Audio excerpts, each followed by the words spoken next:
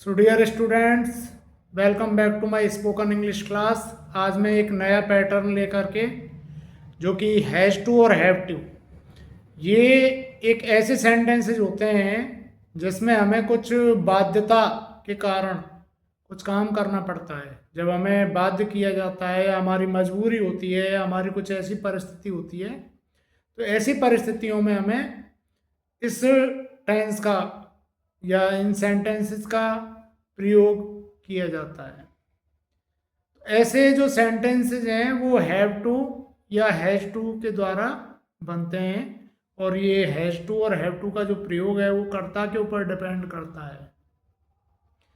यानी कि कर्ता जो है वो हैव टू के साथ कुछ निश्चित हैं, वो उनके साथ इसका प्रयोग होता है हैव टू का, और ऐसे ही हैज़ टू के साथ कुछ कर्ता निश्चित हैं, उनके साथ होता है। तो मैं यहाँ पर आगे बताऊँगा, और ये आपको मैं बता ही चुका हूँ कि इसका जो प्रयोग है वो बाध्यता के लिए होता है, जब हम किसी बाध्यता पूर्वक काम कर रहे हो। तो देखिए, पहला सेंटेंस है I have to cook food, यानी कि घर में खाना बनाने वाले और भी हैं लेकिन मुझे ही खाना बनाना पड़ता है। So I have to cook food, मुझे खाना बनाना पड़ता है।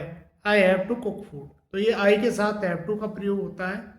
उसी तरीके से वी, यू, दे और प्लूरल सब्जेक्ट जो है, इन सब के साथ में इसका प्रयोग होता है हैव टू का।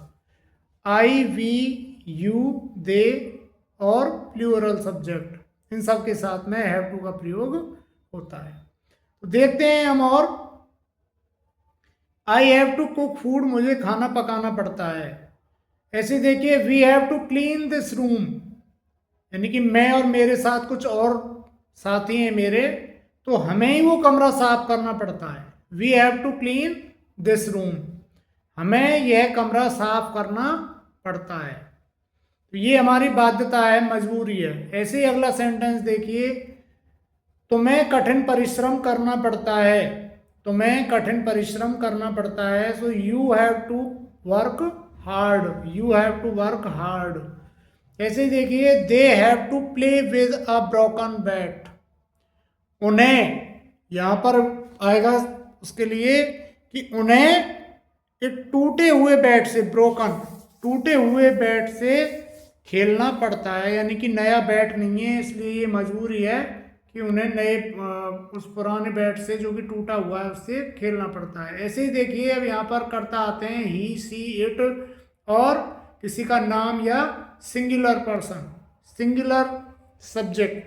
तो देखिए, ही के साथ हैज़ टू, सी के साथ हैज़ टू, ऐसे ही सिंगुलर अगर कोई सब्जेक्ट है तो उसके साथ भी हैज़ टू का प्रयोग होता है। जैसे he has to write on blackboard, मान के चलिए क्लास में स्टूडेंट्स तो बहुत सारे हैं लेकिन किसी एक को ही उस पर लिखना होता है, लिखना पड़ता है।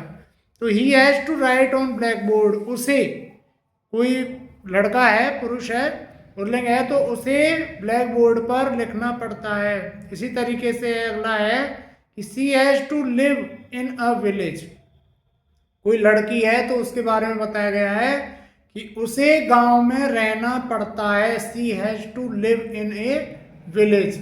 ऐसे ही my father has to earn money, मेरे पिताजी को धन कमाना पड़ता है। चूंकि मेरे पिताजी कमाने वाले हैं मेरे घर में, और सभी कमाने वाले नहीं हैं या कोई और नहीं कमाता है, इसलिए मेरे पिताजी की ये बाध्यता है कि उन्हें धन कमाना पड़ता है, इसलिए my father has to earn money. इस प्रकार से आप और भी सेंटेंसेस बना सकते हैं, और इनके जो नेगेटिव और इंटेरोगेटिव सेंटेंसेस हैं वो मैं आपको अगली वीडियो में बताऊंगा। आप इसी तरीके से प्रैक्टिस करते रहें और चैनल सब्सक्राइब करें, लाइक, शेयर और कमेंट भी करें।